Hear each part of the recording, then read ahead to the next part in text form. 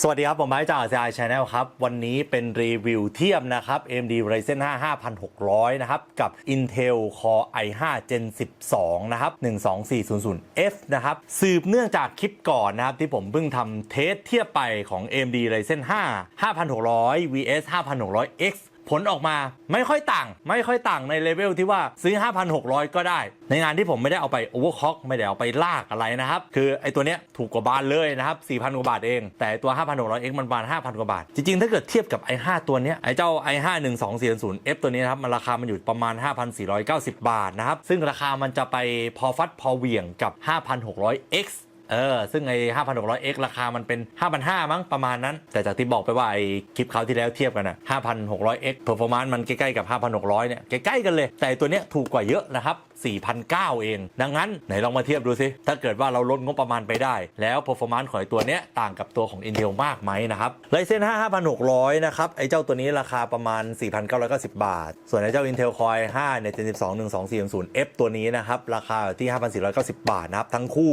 ไม่มีกราฟิก integrated นะครับแต่นี่ผมยืมกล่อง Gen 3 มาวางไว้ก่อนนะกล่อง Gen 5 ผมหายไปไหนไม่รู้ทั้งคู่เป็น6 Core 12 เทรดเป็น CPU Gen ก่อนทั้งคู่นะครับ AMD นี่ Socket AMC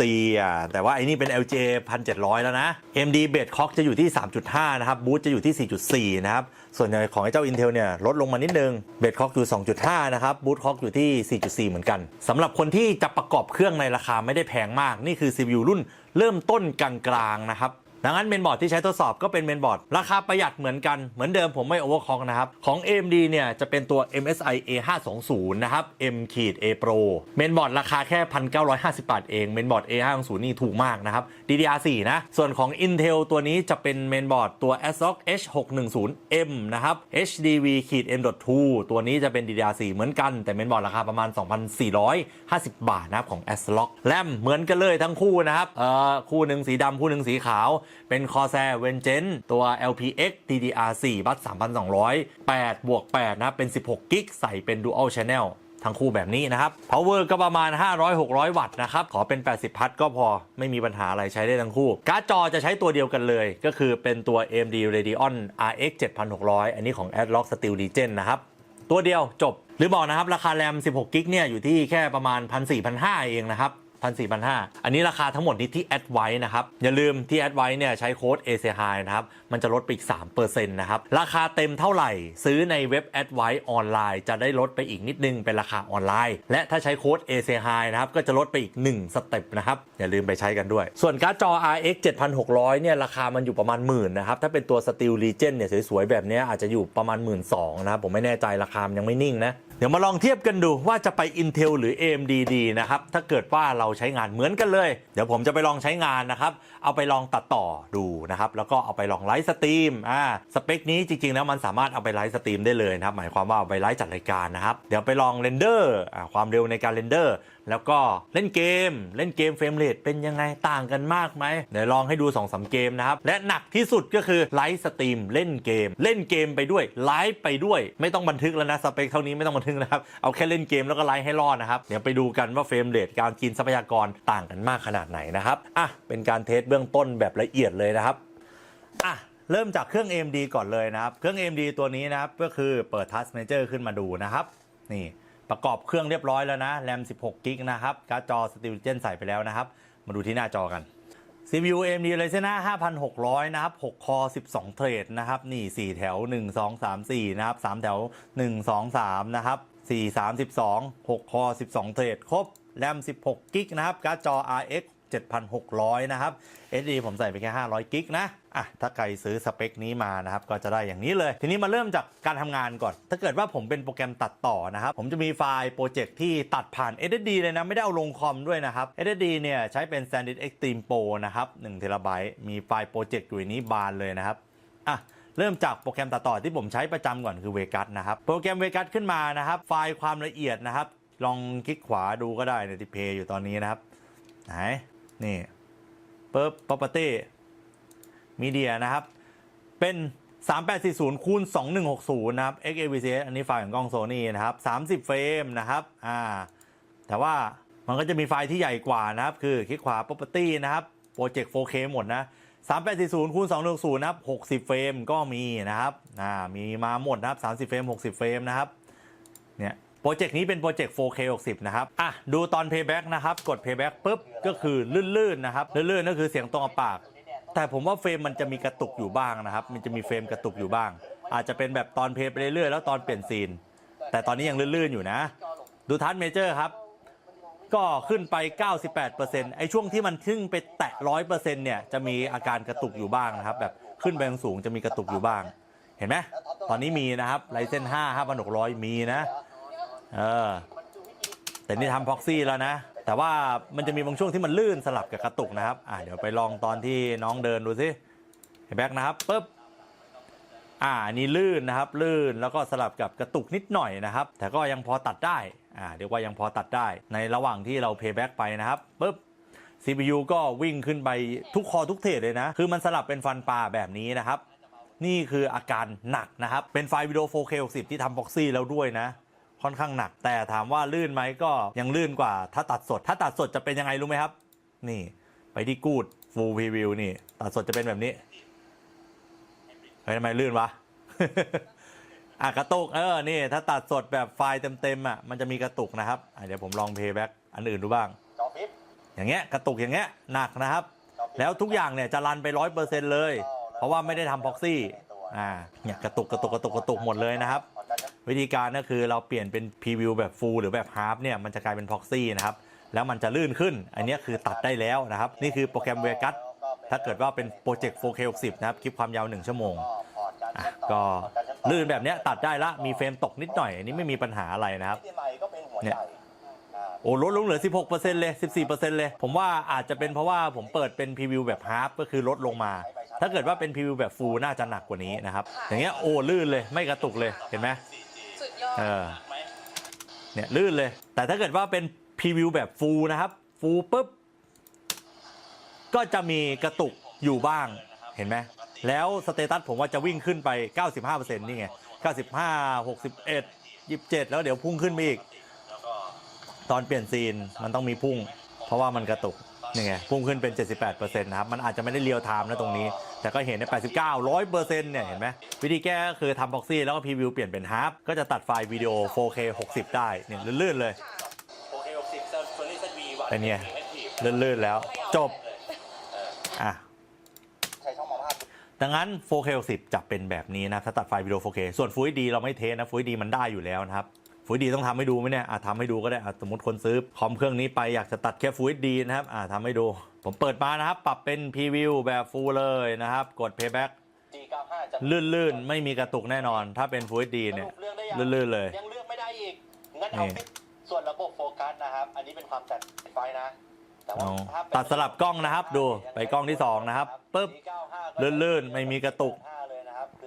ดู Task Manager CPU ไม่กินอะไรเลยนะครับ 25% 30% อยู่แค่นี้การ์ดจอกินแค่ 20% แรมกินไปครึ่งเดียวนะครับเห็นไหมดังนั้น Full HD ไม่มีปัญหานะ Full HD 60แต่ถ้าเป็น 4K 60เนี่ยเราต้องปรับพรีวิวเหลือฮาร์ฟนะครับแล้วก็ทำบ็อกซี่ด้วยนะนี่คือโปรแกรมเวกัสนะครับทีนี้พรีเมียร์พรีเมียร์เนี่ยโปรเจกต์เราเทสที่ความละเอียดคลิกขวานะครับเลือกมาข้างล่างนิดนึงมันจะมีคำว่า property อยู่นะครับปึ๊บ3840คูณ2160ครับเฟรมเรท60เฟรมนะครับพรีเมียร์เป็นโปรแกรมที่จัดการทรัพยากรดีกว่าเวกัสอย่างที่ผมพูดทุกคลิปนะครับหลายคนยังใช้พรีเมียร์ตัดอยู่นะครับซึ่งลื่นหมดเนี่ยดูไม่กระตุกเลยนะครับไม่กระตุกเลยไม่มีกระตุกเลยแล้วระหว่างเพย์เนี่ยไฟล์ 4K 60นะครับ CPU ก็กินธรรมดานะครับขึ้นไป 20% บ้างเมื่อกี้มี 40% บ้างขึ้นไป 60% บ้างแต่โดยรวมคือไม่เยอะยังโล่งๆอยู่เยอะมากนะครับแล้วก็ภาพก็คือลื่นๆไม่มีกระตุกนี่ไฟล์ 4K 60นะพรีเมียร์นะครับตัดสบาย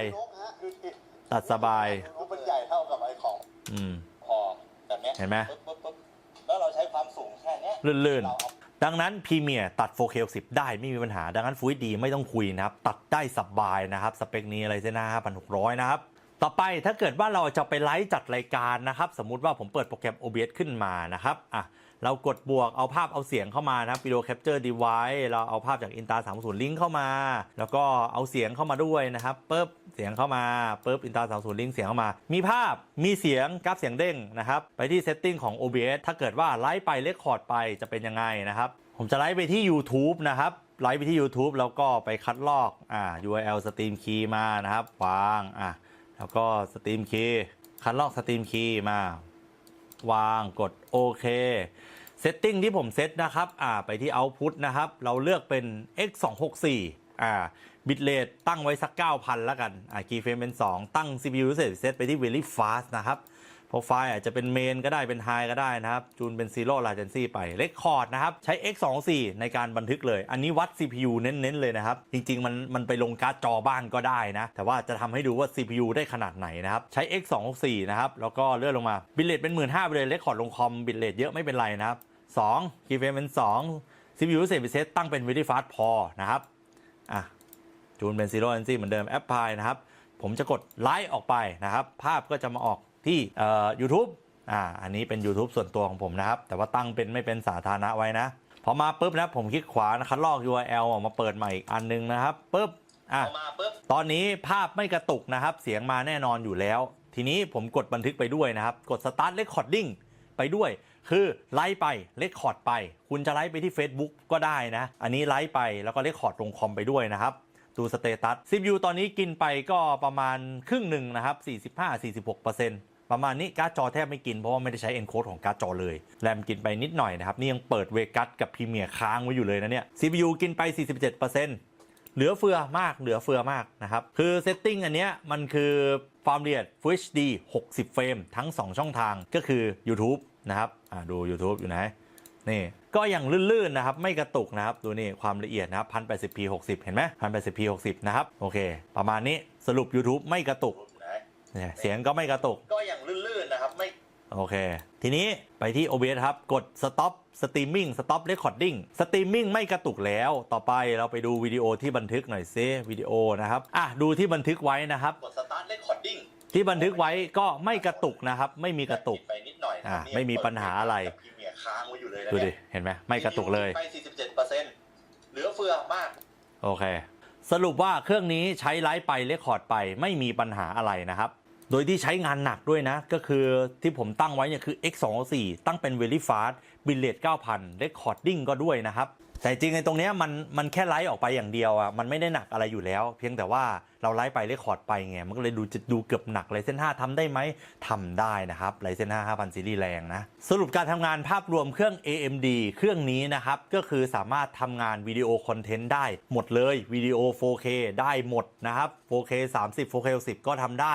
ทั้งโปรแกรม Vegas ได้ทั้งโปรแกรม Premiere เอาไปไลฟ์สตรีมจัดรายการต่อกล้องต่อไมค์ได้หมดไลฟ์ไปที่2ช่องทางนะครับ Facebook YouTube ก็ได้แต่ไม่ลงเครื่องหรือถ้าจะลงเครื่องก็ต้องตัด Facebook ออกเหลือแต่ YouTube หรือว่าถ้าจะลง Facebook ก็ตัด YouTube ออกคือมันได้แค่2แค่นั้นเองแต่จริงแล้วจะฝืนเป็น3ก็ได้แต่ผมไม่แนะนำนะครับผมทำให้ดูแค่2ก็พอคือไลฟ์ออกไปและบันทึกลงคอมแค่นั้นทำได้สบายโดยที่ใช้ x264 ในการ encode ด้วยซึ่งจริงๆจะเบากว่านี้คุณอาจจะไป3ช่องทางก็ได้ถ้าใช้การ์ดจอช่วยด้วย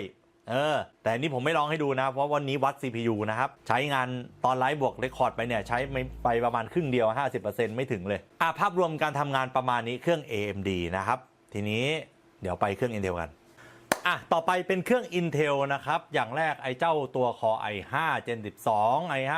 12400F ตัวนี้นะครับมันไม่มีกราฟิก Integrated นะครับก็คือไม่มี Intel UHD ใดๆนะครับผมลองลงไดเวอร์แล้วนะครับมันบอกไม่เจอนะครับไม่มีไดเวอร์ให้ลงนะครับดังนั้นตัวนี้ไม่มีแต่เรามีการ์ดจอนะครับเหมือนเดิมเช็คสเปคกันดู Intel Core i5 นะครับ 12400F นะครับ6 Core 12 เทรดนะครับนี่1 2 3 4 1 2 3นะครับ4 32แล้วก็การ์ดจอ RX 7600นะครับแรม16 GB เหมือนเดิมนะครับ SSD 500 GB นะครับแรม32สเปคที่ว่าใกล้ๆกันเลยนะทีนี้มาดูเครื่องนี้ทำงานเป็นยังไงเอาเวกัสก่อนเลยเวกัสเปิดโปรเจกต์เดียวกันนะครับ 4K 60 อย่างที่เมื่อกี้ทำให้ดูนะครับแต่รอบนี้กดเพย์ดูครับปรากฏว่าลื่นไหมมันก็มีลื่นนะแล้วก็มีกระตุกอยู่บ้างนะครับเห็นไหมมีกระตุกอยู่บ้างแต่ว่า พอไหลไปเรื่อยๆปุ๊บเฮ้ยลื่นดูสเตตัสดูบ้างนะครับสเตตัสที่เห็นตอนนี้ก็คือ CPU กินไปเท่าไหร่ลงไป13ไป16 10%เองแต่ก็เดี๋ยวมันน่าจะมีขึ้นมาตรงนี้มันมีขึ้นโดดๆมาเห็นไหมตอนนี้คือลื่นๆเลยลื่นว่ะลื่นกว่านะครับดูตรงนี้แล้วลื่นกว่านะนี่เพย์แบ็กไปเรื่อยๆเลยนะครับแล้วกินทรัพยากรน้อยกว่าด้วยแต่ก็จะมีจังหวะกระตุกขึ้นไปเนี่ย 86%ตอนที่ผมว่าน่าจะขึ้นไฟล์ใหม่แล้วก็ตกลงมาเหลือ 9% 10% นะครับ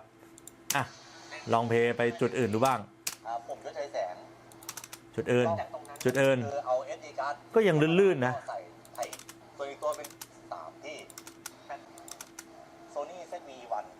กระตุกนิดหน่อยตอนมันก็จะมีจังหวะที่มันกระตุกแล้วมันก็จังหวะที่มันลื่นนะครับฟีลลิ่งคล้ายๆ E10 ที่มันขนาดใหญ่แต่ผมสังเกตมันกลับมาลื่นไวกว่าถ้าเกิดว่าเป็น 4K 60ที่ทำบ็อกซี่นะมันกลับมาลื่นไวกว่าตัว Ryzen 5นิดหน่อยนะครับนิดหน่อยคือเนี่ยจังหวะที่มัน 100% ก็มีแล้วก็ลงมาเหลือ 30% แล้วก็ขึ้นไป 96 แล้วก็จังหวะที่ 100% ก็มีมีเหมือนกันนะครับเรียกว่าใกล้ๆกันใกล้ๆกันไปจังหวะนี้ก็มีกระตุกนะครับมีกระตุกสรุปว่าเวกัสนี่ไม่ต่างถ้าจะทำให้ลื่นต้องทำไหมครับทำเหมือนกันก็คือไปที่ฮาร์ปนะครับเปลี่ยนพรีวิวเป็นฮาร์ปปุ๊บตัวนี้เปิด Dynamic Active นะครับเขาเปิดได้เดี๋ยวนะเอาใหม่การถอยหลังพอเปลี่ยนพรีวิวเป็นฮาร์ปนะครับปุ๊บสุดยอดนั่นแหละกลายเป็น 100% เลย วิ่ง 100% เลยวิ่ง100เลยครับแล้วก็กระตุกด้วยงงเลยทำไมแต่ตรงนี้ลื่นแล้วนะลดลงมาเหลือ49ขึ้นไป 100% ถ้าไป 100% เนี่ยมันมีกระตุกแน่นอนนะครับแปลกเว้ยเปลี่ยนเป็นฟูลใหม่ดิเป็นฟูลใหม่นะครับปุ๊บเพย์แบ็กพอเป็นฟูลแม่งลื่นกว่าIntel นี่แปลกนะพอเป็นฟูลนี่ลื่นกว่าแต่มันจะมีจังหวะที่พุ่งขึ้นไป 100% แล้วก็ตกลงมาเหลือ 10% นะครับแล้ว 10% นี่มันจะลื่นนะครับแต่นั้นไม่มีปัญหาผมตัดได้ทั้งหมดถ้าเป็น 4K 60นะครับทีนี้ถ้าเป็น Full HD นะจริงๆมันตัดได้อยู่แล้วนะแต่ว่ายังไงก็ต้องเปิดให้ดูนะครับดูกด Playback นะครับ Full HD นี่ลื่นๆอยู่แล้วนะครับไม่มีกระตุกนะครับต่อให้เปลี่ยนซีนเปลี่ยนอะไรนะครับนี่กินไปแค่ 22% เองก็ใกล้ๆกับของ AMD เลยนะใกล้ๆกันเปลี่ยนซีนปุ๊บกระตุกไหมไม่กระตุกนะครับลื่นๆนะครับ Gen 12 แรงๆ i5 12400F นะครับไม่มีปัญหาอะไรFull HD มันไม่มีปัญหาอะไรอยู่แล้วนะทีนี้เป็นพรีเมียร์ 4K 60อันนี้ก็โปรเจกต์เดิมเลยนะครับนี่คลิกขวาปุ๊บเลื่อนลงมาProperty ดูนะครับนี่เหมือนเดิมความละเอียด 4K 60 เฟรมนะครับนี่ 59.94 เฟรมพรีเมียร์ทรัพยากรจัดการดีกด Playback ลื่นๆไม่มีกระตุกเห็นไหมลื่นๆเลยไม่มีกระตุกนะครับเราไปหาปุ๊บนี่ลื่นๆถ้าเป็นหัวบอลอย่างเงี้ยไม่มีกระตุกสรุปพรีเมียร์ลื่นๆจบไปนะครับถ้า 4K 60 มันได้แล้ว Full HD 60 ได้สบาย Full HD 30 สบาย 4K 25 4K 30 สบายนะครับตัดต่อได้ต่อมาถ้าเกิดว่าเราไปไลฟ์สตรีมบ้างล่ะเหมือนเดิมนะครับ OBS ตั้งค่าเหมือนเดิมเลย Setting นะครับวิดีโอความละเอียด 1080p 60 เฟรมนะครับ Output ผมเปลี่ยนนะขอตั้งใหม่นะเปลี่ยนเครื่องตั้งใหม่นะครับ Streaming เป็น X264 นะครับ Bitrate 9,000 เท่ากันนะครับกี่เฟรมเป็น2นะครับตั้งค่า CPU usage preset ไว้ very fast นะครับ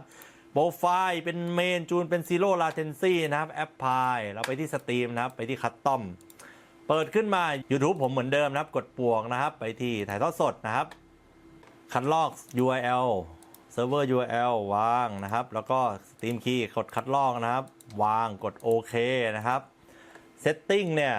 X264 นะ Encode ออกไปใช้ CPU ล้วนๆเลยนะมีการ์ดจอให้ใช้นะครับก็คือเป็น AMD H.265 HEVC AVC เนี่ยคือของการ์ดจอนะอันนี้คือของตัว RX 7600 นะแต่เราไม่ใช้เราเน้น CPU เราเทส CPU ครับ X24 Recording นะครับเปลี่ยนนะครับเป็น MP4 นะครับEncode นะครับเป็น X24 ใช้ CPU หนักๆทั้งคู่ไปเลย Bitrate 15,000 นะครับกี่เฟรมเป็น2 Usage Preset เป็น Very Fast Profile เป็น Main เป็น High ยังได้นะจูนเป็น Zero Latency กดโอเคจากนั้นแอดภาพเข้ามาก่อนเว็บแคมอยู่ข้างบนนี้นะครับกดบวกครับ Video Capture Device กดโอเคนะครับ Insta30 Link เหมือนเดิมนะครับเอาเสียงเข้ามากดบวก Audio Input Catcher โอเคตรงนี้มันไม่ต้องตามทันก็ได้นะมันไม่ได้สำคัญนะครับแค่บอกเฉยๆว่าเอาภาพเอาเสียงเข้ามาแล้วเรียบร้อยไม่มีปัญหาอะไรทีนี้กดถ่ายทอดสดออกไปครับปุ๊บพอกดไลค์ออกไปภาพมันจะมาโผล่ใน YouTube ตรงนี้พอภาพมาอยู่ตรงนี้นะครับผมคลิกขวาคัดลอก URL มาเปิดอีกหน้าต่างหนึ่งนะครับปุ๊บภาพที่ออกมาเสียงมาภาพมา ความละเอียดนะครับก็คือ 1080p 60 เลย ตรงนี้นะครับ เดี๋ยวผมปิดเสียงแป๊บหนึ่งนะ นี่ตรงนี้คุณภาพ 1080p 60 ไม่มีกระตุกเลยนะครับ ไม่มีกระตุกเลย นี่โบกมือให้เห็นด้วย ตอนนี้นะครับภาพเนี่ยออกไปที่ YouTube นะ 1080p 60 นะ ไม่มีกระตุกเลยนะโบกมือนะ แล้วก็บันทึกลงคอมพิวเตอร์ด้วยนะครับที่ OBS บันทึกลงคอมด้วยใช้ X24 ทั้งคู่มาดูสเตตัสกันปึ๊บโอ้กินทรัพยากรไปประมาณเนี่ย49 50ครึ่งนะครับพอๆกับของ AMD เลยพอๆกันเลยเว้ย50 48 49กินทุกคอทุกเทรดพอๆกันนะครับการ์ดจอไม่กินอยู่แล้วนะดังนั้นถ้าไปไลฟ์จัดรายการนี่ไม่มีปัญหาอะไรนะครับผมกดหยุด stop streaming stop recording นะครับตัวสตรีมมิ่งนี่ไม่กระตุกอยู่แล้วนะจุดถ่ายทอดสดออกไปนะครับกดสิ้นสุดการสตรีมปุ๊บทีนี้มาดูในวิดีโอที่เรคคอร์ดนะครับปุ๊บวิดีโอที่เรคคอร์ดก็คือบันทึกลงกับของ AMD ไม่กระตุกนะครับเสียงมาไม่กระตุกภาพมาไม่กระตุกเห็นไหม50 48 49กินทุกคอทุกเทรดพอๆกันนะครับการ์ดจอไม่กินอยู่แล้วนะสบายดังนั้นถ้าไปไลฟ์จัดรายการนี่ไม่มีปัญหาอะไรนะครับโอเคจบไปสรุปตอนนี้ถ้าเป็นการตัดต่อแล้วก็การใช้งานไลฟ์สตรีมไม่ว่าเป็น Premiere Pro Vegas นะครับรู้สึกไม่ได้ต่างกับ AMD เลยนะครับแทบจะกินทรัพยากรพอๆกันด้วยซ้ำส่วนไอ้ที่กระตุกที่ 4K 60 ของตัว Vegas นั่นนะผมว่าเป็นที่โปรแกรม Vegas เพราะ Premiere ไม่เป็นนะครับแล้วก็ทั้ง2เครื่องนั้นไม่เป็นไรเลยนะครับคือ Premiere เนี่ยบริหารจัดการทรัพยากรดีแต่ Vegas เนี่ยมันจะลื่นที่เป็น Full HD แต่ถ้าเป็น 4K เนี่ยแนะนำให้ทำ Proxy ถ้าเป็นความละเอียด 4K 60 นะแนะนำให้ทำ Proxy แล้วก็ตั้ง Preview อาจจะเป็น Half หรือว่าเป็น Full อันนี้แล้วแต่ของ Intel จะสลับกับของ AMD มันจะลื่นที่ Half Intel มันจะลื่นที่ Full แปลกแต่นั่นคือ 4K 60 นะทีนี้ต่อไปช่วงระหว่างการทำงานเนี่ยทำได้ทั้งคู่ไม่ต่างแทบไม่ต่างนะครับต่อไปเดี๋ยวมาดูการเรนเดอร์กันในงานตัดต่อวิดีโอเราจะเรนเดอร์ครับยังไงเราก็ต้องเรนเดอร์เพื่อจะได้รวมไฟล์ขึ้น YouTube นะครับเราลากครอบครับสมมุติว่ามีโปรเจกต์เท่าไหร่เนี่ยเราลากครอบให้หมดเลยนะครับคลิปความยาว1ชั่วโมงเนี้ยเราไปที่ไฟล์เราไปที่ render as นะครับปึ๊บเรามาที่ format magic avca cmp4 ตัวนี้เวลาเรนเดอร์นะครับไฟล์ความละเอียด Full HD เนี่ยมันจะมี preset ให้เลือกใช้อยู่ก็คือมีแบบที่มีวงเล็บ AMD VCE อันนี้คือใช้การ์ดจอช่วย encode กับที่ไม่ใช้การ์ดจอช่วย encode ซึ่งจริงถ้าเทียบ CPU เนี่ยเราต้องเทียบที่แบบไม่มีวงเล็บนะครับแต่ผมจะลงไปที่งานจริงเลยถ้าเกิดคุณใช้สเปคนี้นะครับก็คือใช้การ์ดจอตัว RX 7600เนี่ยมันจะมีกราฟิก integrated อยู่นะครับก็คือมันจะมีตัว encode นะครับฝังอยู่ในตัวกราฟิกเนี่ยก็คือ encode ตัวนี้ชื่อ AMD VCE นะครับใช้ตัวนี้ในการเรนเดอร์นะครับสมมุติว่าถ้ากดเรนเดอร์ไปเนี่ย CPU กับการ์ดจอจะช่วยกันเรนเดอร์ผลที่ได้ก็คือมันจะเป็นแบบนี้เนี่ย CPU ก็จะกินไปประมาณเท่าไหร่ 79% การ์ดจอกินไปประมาณ 25% ยังไง CPU ยังคงเป็นหลักอยู่ดีนะประมาณนี้นะครับถ้าเกิดว่าเป็น Full HD ของ Vegas นี่คือการกินทรัพยากรการ์ดจอกินไปแค่ 26% เองนะครับ RX 7600 นะ CPU i5 เนี่ย 12400F เนี่ยกินไป 80% นะครับทุกคอทุกเทรดนะครับทุกเทรดเลยถ้าเกิดว่าเป็น Vegas นะครับประมาณ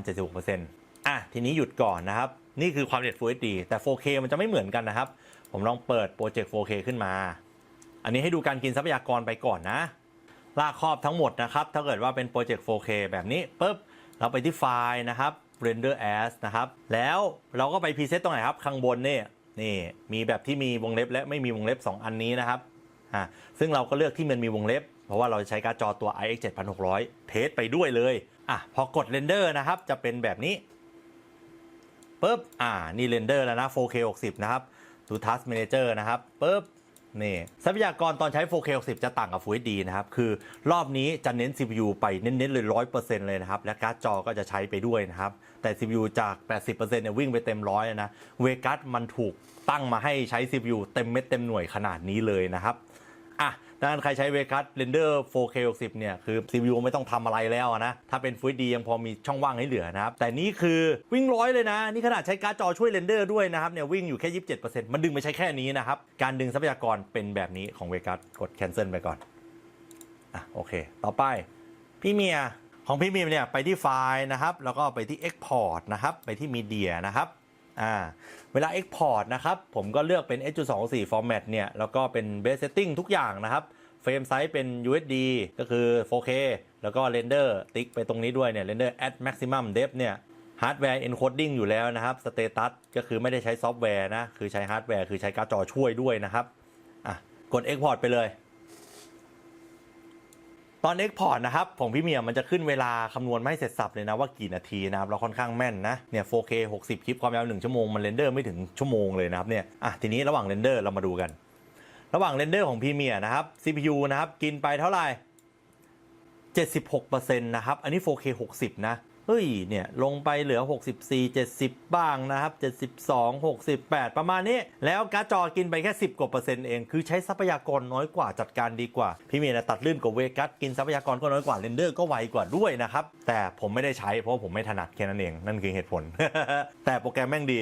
ให้ดูภาพรวมการกินทรัพยากรของพี่เมียประมาณนี้นะยังพอเปิดทำนู่นทำนี่เล่นเน็ตอะไรได้อยู่บ้างนะครับยังเหลือพื้นที่แต่กินทุกคอทุกเทรดเลยนะ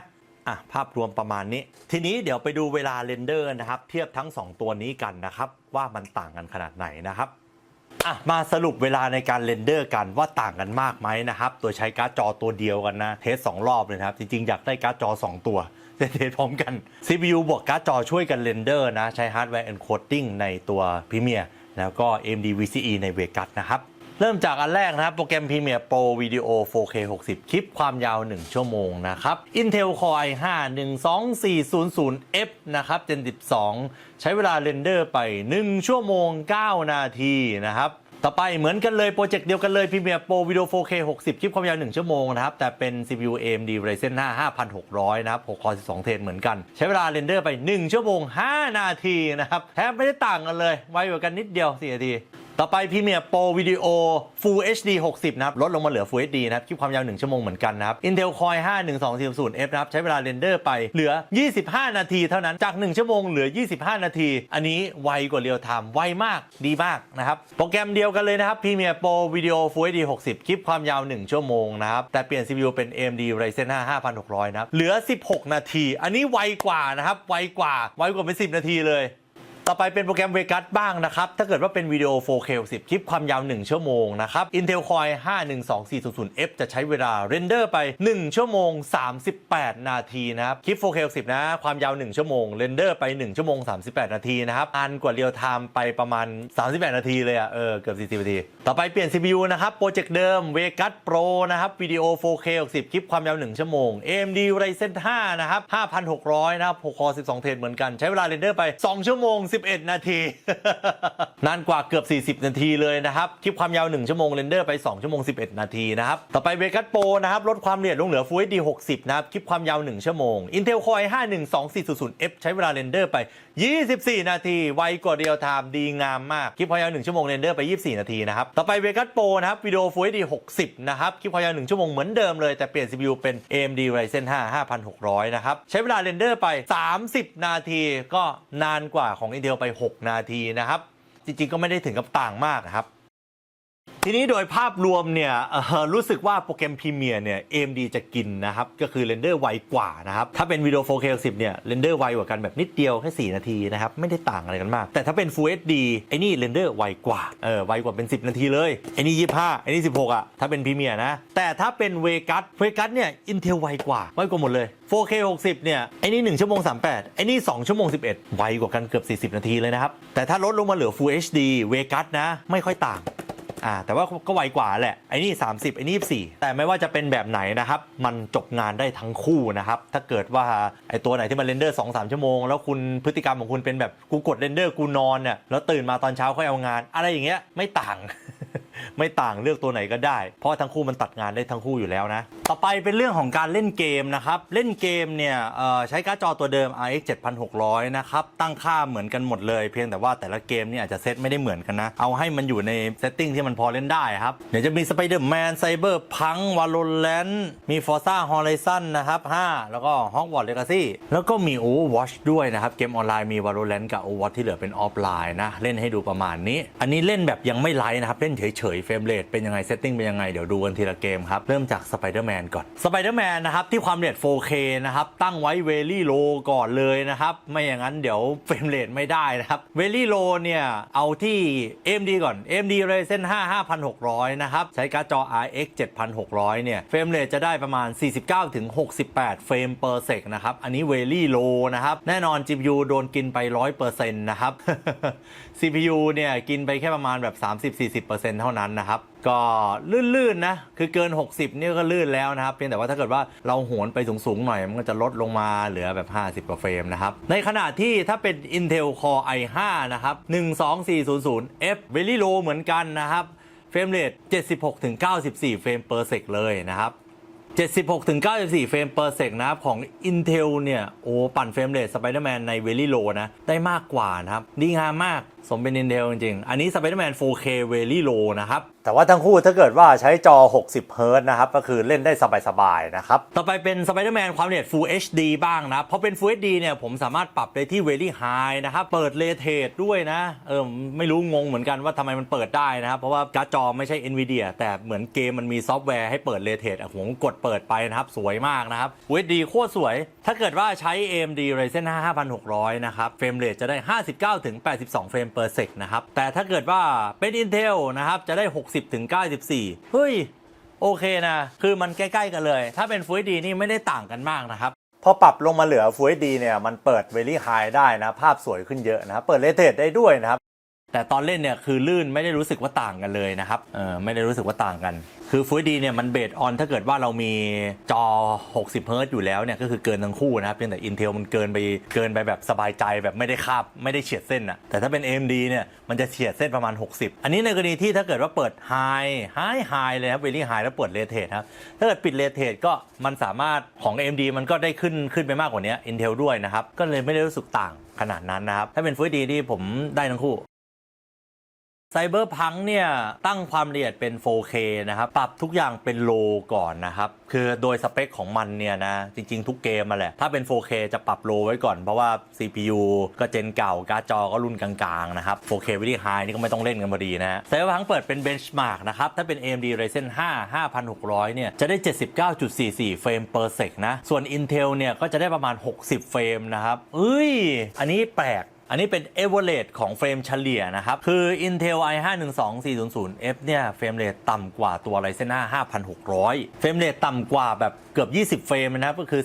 19.44 เฟรมเลยนะครับ Ryzen 5 ได้79อ่ะ Intel ได้60เฟรมถามว่าลื่นทั้งคู่ไหมมันลื่นทั้งคู่อยู่แล้วนะถ้าปรับแบบนี้นะครับแต่ถ้าเกิดว่าเอาแพ้ชนะด้วยตัวเลขก็ตามที่เห็นเลยนะแต่ภาพนี้ก็ต้องทำใจหน่อยนะครับก็คือได้แต่ความละเอียดนะครับชัดขึ้นนะครับแต่ว่าแสงสีเนี่ยก็คือโลนะครับแต่ Cyberpunk มันสวยอยู่แล้วอะเล่นได้ทั้งคู่ครับปรับโลไป Cyberpunk เนี่ยถ้าเกิดว่าลดความละเอียดลงมาเหลือ Full HD นะครับจะปรับได้ Ultra เลยนะครับ Ultra เลยก็คือสวยมากนะครับแต่ลดความละเอียดลงมานะ AMD Ryzen 5 5600 นะครับก็จะได้เฟรมเรทอยู่ที่ 95.41 เฟรม per sec นะครับ90กว่าเฟรมอะส่วน Intel Core i5 นะครับ 12400F ได้ 98.69 นะครับเยอะกว่าครับแต่ว่ามัน90กว่าเฟรมเหมือนกันผมตีว่าไม่ค่อยต่างสำหรับเกมนี้การ์ดจอระดับกลางๆก็ประมาณนี้นะครับลองดูกันเอาเองฮะแต่ไอ้ Full HD ที่มันชนะเนี่ยก็คือผมตีเป็นไม่ต่างนะครับมัน95-98 เฟรมไม่ได้รู้สึกต่างอะไรกันขนาดนั้นถ้าเป็นเฟรมเรทแบบ average ด้วยนะแล้วปรับ Ultra นี่คือสวยโคตรสวยทั้งคู่อยู่แล้วเล่นอันไหนก็ได้ครับถ้าเป็น Full HD นะครับ Cyberpunk นะฮะต่อไปเกม Forza Horizon 5 นะครับความละเอียด 4K ตั้งเป็น Extreme เลยเปิด Ray Trace ด้วยนะครับแหมมีเปิด Ray Trace ให้ได้ด้วยขนาดไม่ใช่ Nvidia นะการ์ดจอไม่ใช่ Nvidia นะครับความละเอียด 4K นะครับ AMD Ryzen 5 5600 นะครับ Forza Horizon 5 ได้ 56 เฟรม per sec ต่ำกว่า60นิดหน่อยนะครับแต่ว่าก็พอเล่นได้ครับแต่ว่าใจผมนะชอบ60มากกว่าแต่ถ้าเกิดว่าเป็น Intel Core i5 12400F นะครับ 4K Extreme Ray Trace เนี่ยจะได้64เฟรม per sec อันนี้แฮปปี้มีความสุขนะครับคือขอให้เลขมันเกิน60เนี่ยผมเล่นได้หมดทุกเกมละเพราะว่าจอที่ผมใช้มันจอทำงานใช่ไหมส่วนใหญ่มันแค่60เฮิร์ตซ์อะเรียกว่าถ้าเป็นเกมรถแข่งแบบนี้นะครับมันต่างกันไม่เยอะนะมันต่างกันไม่เยอะแต่ว่าภาพ 4K Extreme นี่มันสวยมากนะครับผมว่าถ้าเปิด Ray Trace อะมันเกิน60แน่นอนนะครับแต่เวลาขับอยู่ตรงสนามเนี่ยถ้าเกิดว่าเฟรมเรทมันไหลๆไปที่54เรื่อยๆเนี่ยรู้สึกถ้าเกิดว่าเราเปิดเฟรมเรทดูแล้วเราจะหงุดหงิดแต่ถ้าเกิดว่าเราปิดเฟรมเรทปิดทุกอย่างนะไม่ได้รู้สึกต่างกันเลยครับมันรู้สึกกันตอนเปิดนี่แหละต่อไป Forza Horizon 5 เหมือนกันนะครับแต่ว่าลดความละเอียดลงเหลือ Full HD นะครับแต่เราก็ยังสามารถเปิด Extreme บวก Ray Traced ได้เหมือนเดิมเพราะว่าไอ้ 4K มันเปิดได้ใช่ไหมคือเกมนี้มันเป็นเกมที่ไม่ได้กินสเปคอะไรมากแต่ว่าภาพสวยนะครับภาพสวย Extreme Ray Traced ความละเอียดลดลงมาเหลือ Full HD เฟรมเรทก็จะขึ้นนะครับ AMD Ryzen 5600เนี่ยเฟรมเรทจะได้อยู่ที่ประมาณ95 เฟรม per sec นะครับเป็นมาร์กออกมาแล้วนะครับ average อยู่ที่95 เฟรม per sec นะครับในขณะที่ Intel Core i5 12400F นะครับได้129 เฟรม per sec เลย คืออันนี้ต่างเพราะว่ามันมีผลต่อการซื้อจอถ้าคุณซื้อจอ120 เฮิร์ตซ์มาแล้วได้ความละเอียด Full HD Intel เนี่ยคุณจะได้ใช้จอ120 เฮิร์ตซ์แบบเต็มๆแต่ในขณะที่ AMD ก็จะได้95แต่ถ้าเกิดว่าคุณมีจอแค่60 เฮิร์ตซ์ไม่ต่างถ้าคุณมีจอ60 เฮิร์ตซ์แล้วเล่น Full HD เปิด Extreme 2 ตัวนี้ไม่ต่างนะครับเห็นไหมเฟรมเรทเนี่ยมันไม่ใช่แค่ตัวเลขนะมันอยู่พฤติกรรมแล้วก็อยู่ที่จอของเราด้วยนะครับก็แต่คุณใช้ AMD นะครับคุณสามารถซื้อจอ60 เฮิร์ตซ์นะครับหรือว่าเป็น75 เฮิร์ตซ์ก็ได้นะครับแต่ถ้าเกิดว่าคุณใช้ของ Intel นะครับคุณสามารถซื้อจอ120 เฮิร์ตซ์ได้นะครับต่อไปนะครับ Hogwarts Legacy นะครับ Hogwarts Legacy เนี่ยเป็นเกมที่กินสเปคพอสมควรนะครับก็เลยตั้งไว้สักประมาณมีเดียมแล้วกันเพราะถ้าเกิดว่าไฮมากกว่านี้ก็คือมันจะกระตุกแล้วนะครับ 4K นะครับความละเอียดชัดมาก 4K ตั้งไว้แค่มีเดียมนะครับ AMD Ryzen 5 5600เนี่ยก็จะได้อยู่ประมาณ58 ถึง 77 เฟรม per sec นะครับตอนวิ่งอยู่ก็เหลือประมาณ69 68 67กลางๆอยู่ประมาณเนี้ย60 กว่าๆนะครับขึ้นไป70นิดหน่อยนะครับใส่เอฟเฟกต์อะไรไปก็จะตกลงมาเหลือสักประมาณ58อะไรประมาณนี้นะครับใส่เอฟเฟกต์ใส่สกิลแต่ถ้าเกิดว่าวิ่งเล่นเฉยๆก็ไป70ครับ70ขึ้นไปแต่ถ้าเกิดว่าเป็น Intel นะครับ Intel 12400F เนี่ยตอนเดินเล่นอะไรก็เหมือนกันนะครับ58 59เนี่ยสูงสุดก็78นี่เรียกว่าพอๆกันเลยไม่ต่างกันเลยนะครับเดินอยู่ก็70 60 72เนี่ยไม่ต่าง 4K Medium Hogwarts Legacy ทั้งคู่นะครับไม่ต่างจนเป็นปัจจัยทีนี้ลดลงมาเหลือจอ Full HD บ้างนะครับเราตั้งแค่ Full HD แต่ทุกอย่างเนี่ยเราปรับ High เลยนะครับ Ultra High เลยเปิด Ray Traced ด้วยมีให้เปิด Ray Traced อีกแล้วเกมสมัยนี้นะคือจำลองการ Ray Traced หรือเปล่าก็เปิดได้ก็เปิดนะครับทั้งคู่นะครับเปิดทั้งคู่เลย AMD Ryzen 5 5600นะครับเฟรมเรทก็จะอยู่ที่ประมาณ57 จนถึง 127นะครับโดยเฉลี่ยนะครับตอนเดินไปเดินมาก็อยู่ที่ประมาณ60กว่านะ60กว่าขึ้นไป70บ้างเจอคนใส่สกิลหน่อยก็ลดลงมาเหลือ50กว่านะครับตอนไม่มีคนอะไรหันไปเจอกำแพงก็100 กว่าเฟรมครับส่วน Intel นะครับ Intel Core i5 12400F เนี่ยก็อย่างที่เห็นนะครับก็คือ86 เฟรมจนถึง120 เฟรม per sec เลยนะคือตอนเดินอยู่เนี่ยมันขึ้นไป100 กว่าเฟรมอะตอนที่ถ้าเกิดว่าแบบหันหน้าเข้ากำแพงนะครับแต่ถ้าเดินอยู่ในอาคารอยู่ใน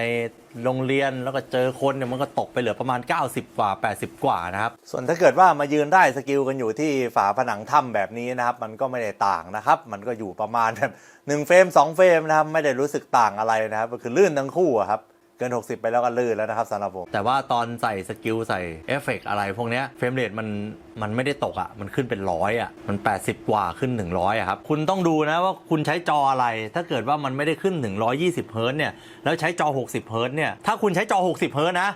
ไม่ต่างทั้งคู่นะครับเหมือนกันได้ภาพชัดเหมือนกันต่อไปถ้าเกิดว่าเป็นเกม Valorant นะครับความละเอียด 4K นะครับปรับเป็น High หมดเลยCPU AMD นะครับ Ryzen 5 5600นะครับก็เฟรมเรทก็เป็น100 เฟรมครับ167 จนถึง207 เฟรมนะครับ190 เฟรม180 เฟรม176 เฟรมคือขึ้นเยอะ167 ถึง 207 เฟรมเนี่ยคือเป็นอะไรที่ใครมีจอ120 เฮิร์ตซ์144 เฮิร์ตซ์เนี่ยสบายนะครับไม่ต่างแต่ถ้าเป็น Intel ปั่นเฟรมเรทได้มากกว่าครับได้171 จนถึง244 เฟรมคือตอนเดินไปเดินมาเนี่ยเห็นจะชัดเลยว่าขึ้น200เยอะหลายซีนมากกว่าแต่ตอนบวกก็ตกลงมาเหลือประมาณ180 190อ่ะ170นี่จะมีน้อยนะครับส่วนใหญ่จะขึ้น200 Intel 4K เนี่ยปั่นเฟรมเรทได้มากกว่านะครับ Valorant นะครับแต่อย่างที่บอกถ้าคุณมีจอ144 เฮิร์ตซ์จอ120 เฮิร์ตซ์จอ60 เฮิร์ตซ์เรียกว่าถ้าดูตามจอพวกนี้ที่ไม่ถึง240 เฮิร์ตซ์เนี่ยไม่ต่างตัวไหนก็ได้ไม่ต่างเลยนะครับต่อไป Valorant เหมือนเดิมนะครับถ้าเกิดเราลดลงมาเหลือความละเอียด Full HD บ้างแต่ปรับ High เหมือนเดิมนะเฟรมเรทมันเกิน100อยู่แล้วครับแต่มันจะปั่นไปได้ขนาดไหนนะครับ AMD Ryzen 5 5600นะครับจะปั่นไปได้ถึง540 เฟรมจนถึง757 เฟรมเลยคือเฟ รมเรททะลุทะลวงมากโคตรทะลุทะลวงนะครับ Valorant ของ AMD เนี่ยแม่งเฟรมเรทโหดมากได้ไฮเลยนะนี่ปรับได้ไฮเลยนะครับ Valorant Full HD นะ AMD Ryzen 5 นะครับ540 เฟรมจนถึง757 เฟรมอะเยอะทะลุโลกไปส่วน Intel นะ Core i5 12400F เนี่ยจะได้355จนถึง528 เฟรมนะครับคือต่ำกว่าของ AMD แต่มันก็คือเกินทะลุ300 เฟรมไปกันทั้งคู่แล้วครับแต่ถ้าเกิดว่าเอาในแง่การใช้งานจริงนะครับคุณมีจอ240 Hz Full HD เลยไม่ต่างทั้งคู่นะครับจบ Valorant ไปมันเป็นเกมออนไลน์นะครับดังนั้นมันจะไม่ได้กินสเปคมากสุดท้ายนะครับ Overwatch เกมออนไลน์เหมือนกันที่ความละเอียด 4K นะครับปรับที่ Epic เลยEpic หนักกว่า Ultra หนักกว่า High นะครับ Epic เลยความเร็ว 4K Overwatch นะครับ AMD Ryzen 5 5600 นะครับเฟรมเรทจะได้ 84 จนถึง 103 เฟรม per sec นะครับซึ่งสูงถ้าเรามีจอ 60 Hz อยู่เนี่ยก็คือลื่นๆแล้วนะครับ 120 Hz เนี่ยอาจจะใช้ได้ไม่เต็มประสิทธิภาพแต่ว่ามี 60 Hz อยู่คือลื่นๆแล้วได้ 4K Epic เลยนะครับจอคอมพิวเตอร์ที่ผมใช้ตัดต่ออยู่เนี่ยสบายแต่ถ้าเกิดว่าเป็น Intel Core i5 12400F นะครับเฟรมเรทก็จะอยู่ใกล้ๆกันอยู่ที่ 87 จนถึง 101 เฟรม per sec นะครับไม่ได้ต่างกันมากจนมันฉีกกันขนาดนั้นตอนเดินอยู่ก็ประมาณ 80-90 นะครับตอนใช้สกิลก็ลดลงมาเหลือต่ำ80 นิดหน่อยนะครับสูงสุดตอนเดินไปเดินมาแบบไม่เห็นอ็อบเจกต์ก็100 กว่าเฟรม101 102 103นะครับส่วนใหญ่ก็อยู่ประมาณ 80-90 ไม่ต่าง 4K Epic ไม่ต่างสุดท้ายถ้าเกิดว่าเป็นความละเอียด Full HD Full HD เนี่ยไม่ต่างแน่นอนอยู่แล้วล่ะ Full HD เนี่ยเราปรับได้ถึง Epic เหมือนกันนะครับ Overwatch เนี่ยใช้กับการ์ดจอรุ่นใหม่ๆอย่าง RX 7600 นะครับ AMD Ryzen 5 เนี่ย 5600 เนี่ยปั่นเฟรมเรทได้216 เฟรมจนถึง256 เฟรมคือ200 กว่าเฟรมขึ้นน่ะไม่มีปัญหาอะไรนะครับลื่นๆเลยลื่นมากแต่ข้อสังเกตคือ Intel มันทำได้400 กว่าเฟรมปั่นได้โหดมาก Intel ปั่นเฟรมเรทได้418จนถึง486เลยครับคือเล่นๆอยู่นี่คือ426 418 422ใส่สกิลเนี่ยแต่ถ้าในแง่ของการใช้งานนะครับคุณมีจอ144 Hz 200 Hz ขึ้นไปเนี่ยไม่ต่างนะครับไม่ต่างเลยที่ความละเอียด Full HD นะไม่ต่างเลย 4K ก็ไม่ต่างนะครับ 4K นี่พอๆกันด้วยซ้ำแต่เยอะขนาดนี้ผมก็ไม่สนใจทั้งคู่แล้วนะฮะเพราะว่านี่คือภาพสวยที่สุดแล้วของทั้งคู่นะครับแล้วก็ลื่นๆเลยทีนี้ภาพรวมตอนเล่นเกมทั้งคู่นะครับเป็นแบบนี้นะครับดีงามมากคือถ้าเกิดว่าคุณใช้จอ60 Hz แบบที่ผมใช้ผมตัวไหนก็ได้ภาพเหมือนกันเฟรมเรทมึงจะขึ้นไปเลขอะไรก็ตามจอกูได้60 Hz อยู่ดีแต่ถ้าเกิดคุณมีจอ120ถึง144 Hz ก็จะมีแค่บางเกมเท่านั้นนะครับที่ Intel ได้มากกว่านะครับคือมันจะอยู่ในความละเอียดแค่ Full HD นะถ้าเป็น 4K เนี่ยไม่ได้ต่างกันฉีกขนาดนั้นแต่ถ้าเอาตัวเลขนะครับตัวเลขคุณเปิดเฟรมเรทขึ้นมุมขวาเลยดูตัวเลขมีความสุขโอ้ชอบจังเลยแต่ถ้าเกิดคุณปิดตัวเลขแล้วใช้จอทำงานจอทั่วไปธรรมดาเล่นเกม60 Hz ไม่ต่างทั้งคู่พอๆกันนะครับจะมีแค่แบบบางเกมที่แบบไซเบอร์พังเวโลอย่างเงี้ยที่ AMD มันกินนะเฟรมเรทมันขึ้นหน่อยแค่นั้นเองคุณอย่าลืมดูจอที่คุณใช้ด้วยนะเล่นเกมเฉยๆประมาณนี้นะครับทีนี้ถ้าเกิดว่าเล่นเกมไปไลฟ์ไปล่ะในกรณีที่เราเล่นเกมไปไลฟ์ไปนะครับเป็นยังไงคือเล่นเกมไปไลฟ์ไปเนี่ยผมจะใช้ X264 ในการ encode ออกไปทั้งเล่นเกมทั้งตอนไลฟ์และก็ไม่เรคคอร์ดนะครับไม่เรคคอร์ดตีซะว่าเทส CPU นะงานจริงเราไม่ได้ตั้งแบบนี้นะครับคือการ์ดจอเนี่ยผมจะให้มันใช้งานกับเกมให้มากที่สุด CPU ใช้ Render Encode ออกไปอย่างเดียวนะครับ2ช่องทางก็คือไลฟ์ออกไปที่ YouTube แล้วก็เรคคอร์ดลงคอมแล้วมาดูซิว่าเฟรมเรทของเกมเป็นยังไงนะครับอรรถรสตกไหมเซตให้เป็น CPU usage เป็นเซตเป็น X264 นะครับแล้วก็เป็น Very Fast ทั้งคู่นะครับลองดูทั้งหมดแล้วนะครับไม่ได้กระตุกอะไรนะครับสามารถใช้งานได้ทั้งคู่นะทีนี้มาดูเฟรมเรทกันครับทีละเรื่องเริ่มจาก Overwatch นะครับเราเล่นเกม Overwatch ที่ความละเอียด 4K นะครับ High เลยปรับไว้ High เลยแต่เวลาไลฟ์ออกไปไลฟ์เป็น Full HD นะไลฟ์ไป2ช่องทางนะครับบวกบันทึกไปด้วยนะครับบันทึกก็เป็น Full HD 60นะครับ AMD Ryzen 5 5600เนี่ยจะได้เฟรมเรทอยู่ประมาณ 59-77 เฟรม per sec นะครับถือว่าใช้ได้นะครับเกิน60ผมโอเคแล้วนะครับส่วนถ้าเป็น Intel นะครับ Core i5 12400F ก็จะได้เยอะกว่าแน่นอนจากผลเทสเมื่อกี้ก็ได้เยอะกว่านะครับ67จนถึง81เฟรม per sec เห็นไหมว่าเวลาไลฟ์ไปด้วยเรคคอร์ดไปด้วยเนี่ยโอ้โหเฟรมเรทมันตกลงไปเยอะเหมือนกันนะจากตอนแรกมันเกิดจะเป็น100 เฟรมนะครับทั้งเรคคอร์ดทั้งไลฟ์ออกไปนะครับผลลัพธ์ที่ได้คือไม่กระตุกใช้ X264 Very Fast นะครับ CPU usage เป็น Very Fast ไม่กระตุกถ้าเกิดคุณใช้จอ60 Hz เนี่ยไม่ต่างกันเลยทั้งคู่ไม่ต่างเลยคนดูไลฟ์ก็ไม่ต่างเหมือนกันนะคนดูไลฟ์มันดูได้แค่60นั่นแหละแต่ข้อสังเกตก็คือเวลาตอนไลฟ์เนี่ยสเตตัส CPU ของ Intel นะครับมันกินไป 100% เลยนะครับเนี่ยกินไป 100% ทุกคอร์โรเทตเลยนะครับสปีดคล็อกก็คือบูตไป 3.98 กิกะเฮิรตซ์นะครับส่วนของ AMD เนี่ยคือถ้าเกิดว่าก่อน เล่นเกมนะครับมันยังไม่ค่อยกินอะไรมากเท่าไหร่นะครับแต่ว่าพอไปเล่นเกมแล้วปุ๊บก็คือจะกินไป100เหมือนกันนะครับไม่ได้ต่างกันสักเท่าไหร่ดังนั้นตรงส่วนนี้คือไม่ได้รู้สึกว่าต่างกินทรัพยากรเต็ม100เท่ากันทั้งคู่เลยแต่ไม่กระตุกนะไม่กระตุกคนที่ดูก็ไม่กระตุกบันทึกที่ไลฟ์ก็ไม่กระตุกนี่ 4K Ultra ที่เล่นนะครับแต่เฟรมเรทก็อย่างที่บอกไปนะครับตามภาพต่อไปนะครับลดมาเหลือ Full HD บ้างนะครับไลฟ์สตรีมเกม Overwatch นะครับปรับเป็น High นะครับไลฟ์สตรีมไป2ช่องทางนะครับไปที่ YouTube แล้วก็บันทึกลงคอมใช้ CPU usage preset เป็น Very Fast นะครับใช้ Encode X264 ทั้งคู่เลยนะ Overwatch Full HD นะครับเล่นได้อัตรสขนาดไหนถ้าเกิดว่าเป็น AMD Ryzen 5 5600 จะได้เฟรมเรทก็ประมาณ83จนถึง131เฟรม per sec นะครับก็เยอะนะก็ได้เป็น100เฟรมแล้วนะเล่นไปนี่ก็เดินไปเดินมาก็เป็น100เฟรมแล้วเลื่อนไม่มีปัญหาอะไรนะครับแค่ตอนบวกมันจะตกไปเหลือประมาณ80กว่าเฟรมนิดหน่อยนะครับสบายจอ60เฮิร์ตซ์ผมแฮปปี้แต่ถ้าเป็น Intel Core i5 12400F นะครับก็คือแทบไม่ต่ำกว่า100เลยนะครับไม่ต่ำกว่า100เลยลื่นๆเลย108จนถึง173เฟรม per sec เลยนะครับคือโคตรลื่นเฟรมดีมากนะครับปั่นเฟรมเรทเกมอย่างแฮปปี้มีความสุขถ้าเกิดว่าใครเปิดตัวเลขดูก็คือโอ้เกินรีเฟรชเรทจอกูไปเยอะเลย ตรงนี้มีปัจจัยคือถ้าเกิดว่าคุณมีจอ120 เฮิร์ตซ์เล่น Intel เนี่ยคุณจะลื่นกว่าในขณะที่เล่น AMD เนี่ยคุณจะกลางๆแบบเหลื่อมขึ้นเหลื่อมลงนิดหน่อยนะครับอันนี้ไลฟ์ออกไปไม่กระตุกเรคคอร์ดก็ไม่กระตุกเหมือนกันถ้าเป็น Overwatch ความละเอียด Full HD Intel AMD นะครับถ้าเป็นจอ60 เฮิร์ตซ์นี่เหมือนกันแต่เป็นจอ120 เฮิร์ตซ์จะต่างส่วนการกินทรัพยากรนะครับแน่นอนการ์ดจอมันใช้ไปเต็มเหมือนกันนะครับแต่ว่า CPU ก็ไม่ต่าง CPU ก็จัดเต็ม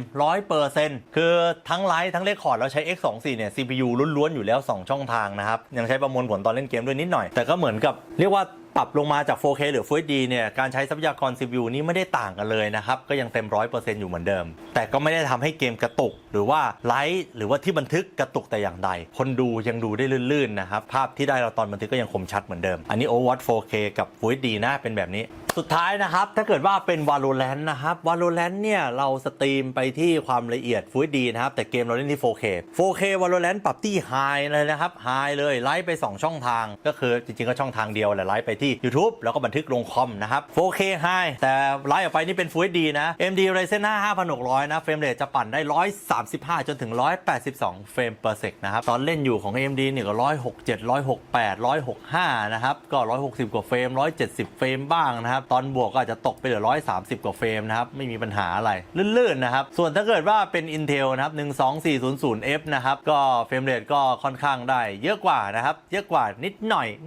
ยจริง Intel Core i5 12400F นะครับได้138จนถึง208เฟรม per sec นะครับเอาจริงๆนะไม่ต่างจนเป็นปัจจัยเฟรมเรทมินนะไม่ต่างเฟรมเรทแม็กต่างกันประมาณ20เฟรมแต่มันก็ทะลุเกินจอไปอยู่แล้วนะครับไม่ได้รู้สึกอะไรทั้งจอ60 เฮิร์ตซ์แล้วก็75 เฮิร์ตซ์นะครับแต่ข้อสังเกตก็คือการกินทรัพยากรของ Valorant นะครับที่เล่นเกม 4K แล้วไลฟ์ออกไป Full HD เนี่ย AMD กินไปเหลือแค่ 60% 70% เท่านั้นคือไม่เหมือน Overwatch เว้ยคือไม่ร้อยแล้วยังเหลือเอาไปทำนู่นทำนี่ export งานได้หรือเปล่าไม่รู้นะ ยังมีพื้นที่เหลือให้หายใจ60-70% นะครับแต่ถ้าเกิดเป็น Intel ก็คือ 100% เลย100เหมือนเดิมเหมือน Overwatch เลยไม่เหลือช่องว่างให้ทำอะไรอย่างอื่นเพิ่มแล้วแต่ไลฟ์ออกไปก็ไม่กระตุกเรียกคอร์ดมาก็ไม่กระตุกนะแต่การกิน CPU ของมันดูน่ากลัวนะคือมันเต็มทุกช่องมัน 100% เลยอันนี้คือ Valorant 4K นะครับสุดท้ายนะครับ Valorant แบบ Full HD Valorant แบบ Full HD เนี่ยเฟรมเรทที่ได้นี่ก็คือเล่นไปทะลุ200เฟรมนะครับแต่โดยเฉลี่ยนะครับถ้าเกิดว่าเราไลฟ์ออกไปนะครับทาง YouTube เรคคอร์ดลงคอมพิวเตอร์นะครับใช้ X264 แล้วก็ CPU usage preset ก็คือเป็น Very Fast ทั้งคู่เลยทั้งไลฟ์ทั้งเล็กเลยนะครับ AMD Ryzen 5 5600 จะได้เฟรมเรทประมาณ188จนถึง322เฟรม per sec นะครับแต่ตอนเล่นอยู่นี่ก็ประมาณ200กว่าเฟรมโดยเฉลี่ยนะคือสบายๆนะครับ200กว่าเฟรมตอนที่ยังไม่เจอคนเดินหน้าหันเข้าหากำแพงเดินไปเดินมาเนี่ยก็300เลยนะฮะถือว่าปั่นเฟรมเรทได้เยอะใช้ได้นะครับส่วน Intel นะครับ Intel เล่นเกม Full HD ไลฟ์ออกไปก็ Full HD นะครับ i5 12400F นะครับไม่ต่างกันเลยก็ได้186จนถึง371เฟรม per sec เหมือนกันนะครับพอๆกันเลยพอๆกันเพียงแต่ว่าเฟรมเรทแม็กของ Intel มันได้เยอะกว่านิดหน่อยนะครับเยอะกว่านิดหน่อยอย่างตอนเดินไปเดินมามันก็200กว่าเฟรมเหมือนกันแต่ถ้าเป็น AMD มันจะประมาณ200นิด210กว่านะครับแต่ว่าถ้าเป็น Intel มันได้230กว่าซึ่งถ้าเกิดว่าคุณมีจอ144เฮิร์ตซ์ไม่ต่างเลยภาพไม่ต่างเลยมีจอ120เฮิร์ตซ์จอ60เฮิร์ตซ์ไม่ต่างนะครับ แต่เฟรมเรทแม็กจะต่างตรงที่ Intel มันทำได้เยอะกว่ามันได้371ในขณะที่ AMD มันได้322นะครับแต่ก็มันอยู่บนมาตรฐานที่ไม่ต่างอยู่ดีทีนี้การกิน CPU เนี่ยถ้าเกิดว่ามาดูนะครับของ AMD ก็ยังกินแบบกินไปเยอะขึ้นนะFull HD นี่กินเยอะกว่า 4K นะงงไม่รู้เป็นเพราะอะไรนะครับก็จะกินไปประมาณ90-80-90%แต่ยังเหลือให้หายใจอยู่อีกนิดนึงประมาณ 10% ยังคงตัดสลับหน้ามาเล่นเว็บดูคลิป 4K ได้ในขณะที่ถ้าเป็น Intel ก็คือเต็มทุกสล็อตนะครับ6 core 12 เทรด12 เทรดวิ่งเต็ม 100% ทั้งหมดแต่บันทึกออกมาเนี่ยไม่มีกระตุกภาพชัดนะความต่างจะมีแค่ CPU usage ที่มันใช้ซึ่งไม่ได้มีผลแต่มันดูน่ากลัวนะของ Intel เนี่ยมันกินไปหมดเลยนะครับ AMD ยังพอมีเหลือบ้างโดยภาพรวมเล่นเกมไปไลฟ์ไปนะครับทั้งคู่ทำงานได้ไม่ได้ต่างกันจนฉีกขนาดนั้นนะครับซึ่งถ้าเกิดว่าคุณไม่ได้ใช้จอ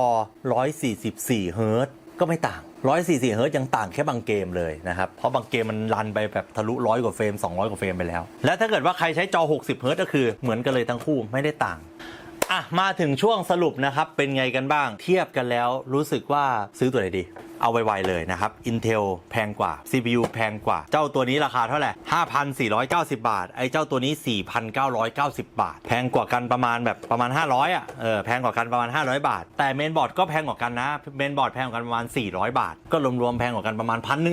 ทั้งเซตนะครับถ้าเกิดว่าใช้ชุดเซตนี้นะราคาบอกไปแล้วตอนต้นนะครับถ้าเกิดว่าไปซื้อ Advice ใช้โค้ด ACI ก็จะลดได้อีกนิดๆหน่อยๆนะครับภาพรวมเนี่ยถ้าเป็นผมทำงานผมหลับหูหลับตาจิ้มตัวไหนทำงานในลักษณะของผมได้หมดเลยไม่ได้รู้สึกต่างกันขนาดนั้นแค่รู้สึกว่า Intel ถ้าเกิดว่ามันกินมันก็ยังมีพื้นที่ให้หายใจอีกนิดหน่อยก็คือเฟรมเรทมันเพิ่มขึ้นมาอีกนิดหน่อยดูแล้วสบายใจแต่ถ้าเกิดว่าคุณซื้อเอาไปใช้งานไม่ได้รู้สึกว่ามันจะต้องเปิดเฟรมเรทตลอดเวลากูต้องดูตัวเลขตลอดไม่ต่างเอาตัวถูกไปก็ได้มัน6 คอ 12 เทรดเท่ากันนะครับทั้ง 4K ทั้ง Full HD เลยไม่ได้รู้สึกว่าต่างกันขนาดนั้นนะครับ Intel จะไปต่างกันตอนเล่นเกมนิดหน่อยนะครับคุณไปดูผลเทสย้อนหลังเอานะซึ่งอย่างที่ผมย้ำบอกมันขึ้นอยู่กับจอคุณด้วยนะเรื่องของเกมมันจะมีเรื่องของ refresh rate ของจอคุณปั่นเฟรมเรทได้200 เฟรมแต่จอคุณแสดง60 เฮิร์ตซ์ก็คือไม่ต่างคุณต้องเป็นจอ144 เฮิร์ตซ์หรือ120 เฮิร์ตซ์นะครับไอเฟรมเรทที่เป็น100 กว่าเฟรมมันถึงจะเห็นผลแบบชัดๆนะครับถ้าเกิดกูซื้อกลับไปแล้วเฟรมเรท Intel เยอะจังเลยปั่นได้มากกว่า AMD เยอะมากๆเลยแต่จอกูยังใช้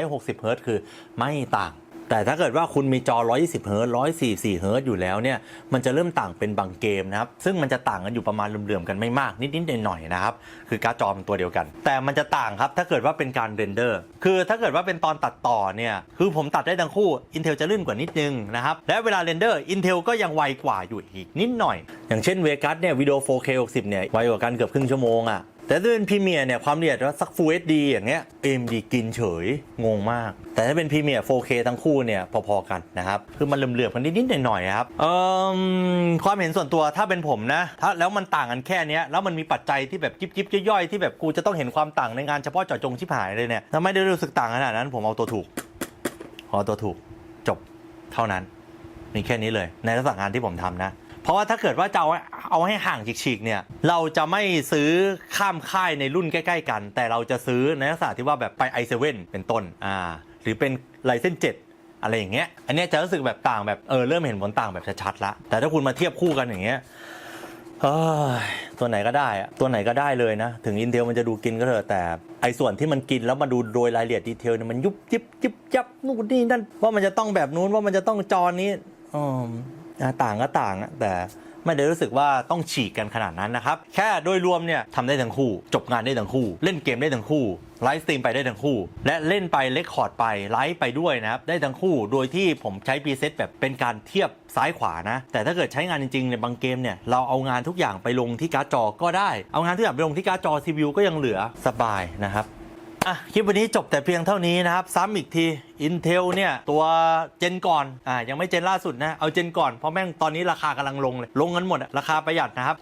5,490 บาทCore i5 6 Core 12 เทรด AMD Ryzen 5 5,600 นะครับไม่ X นะไม่ต้องไป X ถ้าเป็นตัวอย่างเงี้ยผมเอามา 5,600 ธรรมดา 5,600 เนี่ยจะอยู่ที่ประมาณ 4,990 บาทนะครับราคากำลังลงเลยแล้ว performance ก็คือแรงนะครับแรงทั้งคู่นะครับแต่เมนบอร์ดถูกไง 1,900 เองแต่ก็ขึ้นอยู่กับรุ่นด้วยนะคุณก็ไปหารุ่นที่คุณเหมาะที่คุณชอบมาแล้วอันนี้ผมพยายามหาที่มันใกล้ๆกันสุดแล้วนะคือเป็นรุ่นเล็กไม่ได้ปรับไฟเพิ่มนะครับแรมเป็น16กิก Dual Channel มี2สล็อตเหมือนกันแล้วก็การ์ดจอเป็นตัวเดียวกันคือตัวกลางๆนะครับ RX 7600ราคา 10,000 ถึง 12,000 เนี่ย Power ก็ไปหา 5-600 วัตต์เอาที่เป็น80 พัทบอลนะครับได้ทั้งคู่แล้วทั้งหมดที่เทสเนี่ยซิงค์สต็อกหมดเลยนะรันเต็มร้อยไปก็เอาอยู่นะครับสบายส่วนใครมีผลเทสหรือว่าใครมีประสบการณ์การใช้งานในลักษณะงานที่มันจะต่างออกไปชัดๆเนี่ยมาแชร์กันได้นะครับคอมเมนต์กันทิ้งไว้คลิปวันนี้จบแต่เพียงเท่านี้นะครับไปแล้วครับทุกคนสวัสดีครับอย่าลืมไม่ว่าจะเป็นตัวไหนนะครับเมนบอร์ด CPU การ์ดจอนะครับซื้อที่แอดไว้ในเว็บนะมันจะมีลดราคาเฉพาะของออนไลน์อยู่ราคามาตรฐานราคาออนไลน์และใส่โค้ดพิมพ์ว่า AC High แล้วมันจะลดไปอีก 3% นะครับในเว็บแอดไว้นะครับช้อปปิ้งกันให้สนุกสวัสดีครับ